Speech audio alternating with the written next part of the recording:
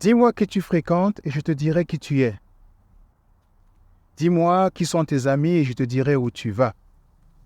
Rien qu'en disant ces deux phrases, on comprend très vite qu'il peut être très très important de prêter attention à notre entourage. Il faut savoir qui est-ce qu'on a autour de soi. Est-ce que c'est des vrais amis? Est-ce que c'est des gens sur qui on peut véritablement compter? Est-ce que c'est des personnes à qui on peut faire confiance et qui peuvent nous faire confiance? Dis-moi avec qui tu marches et je te dirai où tu vas. Il y a cette phrase qui dit la chose suivante. Si tu marches avec 9 fumeurs, tu vas finir par devenir le 10e fumeur. Pour dire quoi? Pour dire que le cercle que nous avons, pour dire que les amis que nous avons, pour dire que notre environnement a un impact très très puissant sur la direction finale que nous prenons ou alors sur les résultats que nous allons obtenir. Parce que d'une manière ou d'une autre, ces personnes vont influencer la destination, vont influencer les décisions, les choix que nous allons faire. Or, on dit très souvent que l'homme est un animal politique. Je ne suis pas très d'accord avec le mot animal, mais l'idée générale ici, c'est de dire simplement que on aime bien évoluer en société. Et parce qu'on aime évoluer en société, on aime aussi générer l'approbation, la validation des autres. On se sent bien lorsqu'on se sent accepté. Par exemple, en prison, quand on veut punir une personne, l'une des punitions les plus fortes, c'est l'isolement. C'est-à-dire qu'on vous retire du groupe, on vous enferme dans une cellule tout seul. En temps normal, on dirait, mais attends, il n'y a pas de punition corporelle, il n'y a rien d'autre. Comment est-ce que simplement l'isolement peut constituer une punition? Parce que lorsqu'on se retrouve seul, lorsqu'on se retrouve isolé, on est mal à l'aise. C'est pour ça qu'en communauté, on veut souvent rechercher cette familiarité, ce rapprochement des autres. Mais est-ce que tout le temps, ce rapprochement nous permet véritablement d'avancer? Est-ce que tout le temps, ce rapprochement est véritablement utile? J'ai envie de dire la chose suivante. L'idée ici, ce n'est pas la quantité, mais c'est la qualité. Parce qu'il y a des relations qui nous tirent vers le bas. Un peu comme cette expérience qu'on a eu à faire avec des crabes une fois. Parmi le lot de crabes, il y avait un crabe qui essayait de s'en sortir, qui essayait de sortir du lot, qui essayait de sortir du bocal. Et à chaque fois que celui-là essayait de sortir, les autres crabes le ramenaient vers le bas, le tiraient vers le bas. Et si je ne me trompe pas, ce crabe a même fini par être dévoré par ses frères et ses sœurs crabes.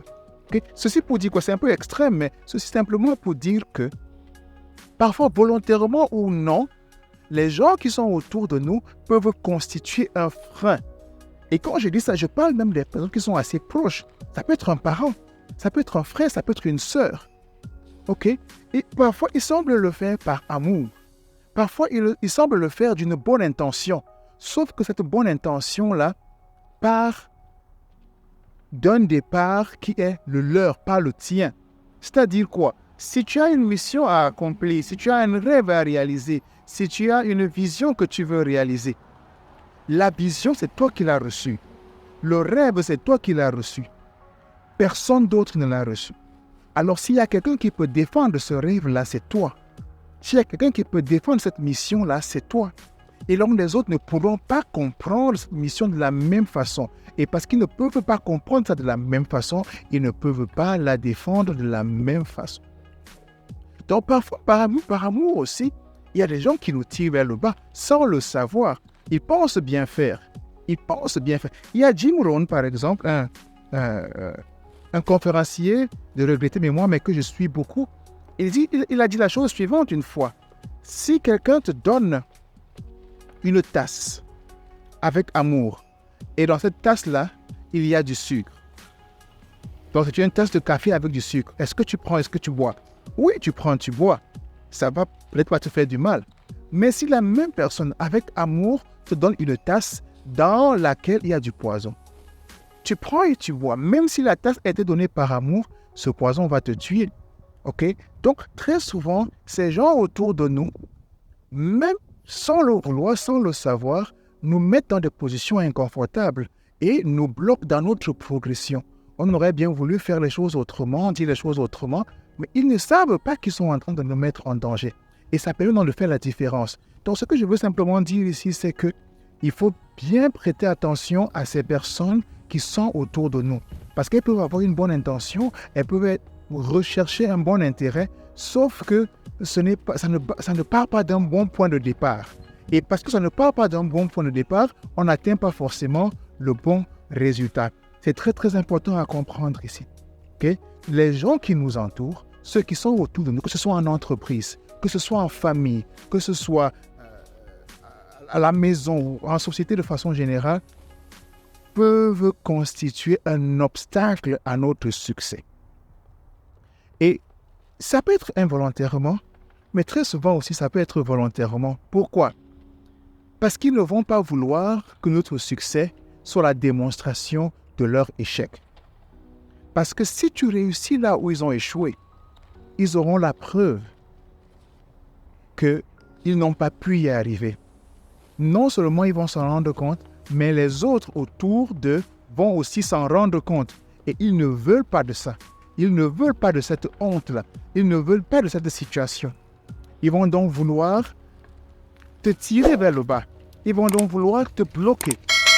Et ils vont le faire de plusieurs façons. Ça peut être à travers une expression de jalousie. Ça peut être à travers des mensonges qu'on va te raconter sur ton nom. Ça peut être de bien d'autres façons. Mais quoi qu'il en soit, ils vont travailler de manière à mettre sur ton chemin suffisamment d'obstacles pour t'empêcher d'avancer dans la bonne direction. Donc, si ton cercle d'amis est une tasse de café ou alors une tasse de lait, fais attention à ce que tu retrouves dans cette tasse-là. Est-ce que c'est du sucre ou alors est-ce que c'est du poison? Parce que si que ce soit du sucre ou du poison, ce cercle d'amis, que ce soit avec une bonne intention ou avec une mauvaise intention, ça peut te faire du mal, notamment si c'est du poison. Okay? Je prends un exemple un peu extrême comme ça, juste pour te permettre de voir jusqu'où ce cercle d'amis-là peut avoir un impact majeur sur ta progression. Donc, il ne s'agit pas ici d'avoir une quantité d'amis, il ne s'agit pas ici d'avoir un cercle trop grand, mais il s'agit d'avoir un cercle avec une quantité efficace. Des gens qui te permettent d'avancer, des gens qui te permettent de progresser, des gens qui veulent vraiment ton bien, qui t'expriment une amitié sincère. Un dernier élément que je veux partager avec toi, c'est que tous les amis ne sont pas égaux. Tous les amis ne sont pas égaux. Il y en a avec qui tu vas discuter football. Il y en a avec qui tu vas discuter carrière. Il y en a avec qui tu vas discuter, je ne sais pas moi, film ou politique, ou fait de société ou quoi que ce soit. Tous les amis ne sont pas égaux. Maintenant, dans chaque groupe, dans chaque catégorie d'amis, il faut que tu sois capable de savoir qu'avec telle catégorie, je peux passer seulement 15 minutes. Avec telle autre catégorie, je peux passer 2 heures, dépendamment des objectifs que tu vas atteindre. Si pour toi, le développement de ta carrière est super, super important, cela veut donc dire que le cercle d'amis avec lequel tu dois passer plus de temps, c'est le cercle d'amis qui parlera de carrière. Et donc, tu passeras de moins en moins de temps avec tes amis qui parlent d'autres choses, comme du football, des films, des faits de société et autres. Donc, cela veut dire qu'il faut donc agir avec intention ici. Et c'est très, très, très important parce qu'autrement, tu vas perdre du temps, tu vas perdre de l'énergie et tu vas te retrouver dans un groupe où tu vas plutôt te sentir frustré parce qu'intérieurement, tu as l'impression que vous n'êtes pas en train de vibrer au même diapason et ça fait problème. Tu vas te demander, mais qu'est-ce que je fous ici finalement? Alors que tu aurais bien pu être ailleurs et faire avancer la mission de vie que tu as pour mission justement de réaliser. Donc, je te souhaite simplement, à travers cette vidéo, de prêter attention à qui est-ce que tu as autour de toi et de savoir que tous les amis ne sont pas égaux. Tous les amis ne jouent pas le même rôle. Okay? Ceux qui sont dans la catégorie football ne vont pas beaucoup t'aider dans la catégorie professionnelle parce que ce n'est pas les mêmes intentions. Et si pour toi, l'aspect professionnel est le plus important, passe plus de temps avec ceux qui sont dans la catégorie professionnelle que ceux qui sont dans la catégorie sport. J'espère que ça a été utile pour toi. Si c'est le cas, n'hésite pas, abonne-toi, fais partie de notre communauté et ensemble grandissons. Surtout, ne manque pas de regarder la prochaine vidéo, ok? À très bientôt. Ciao.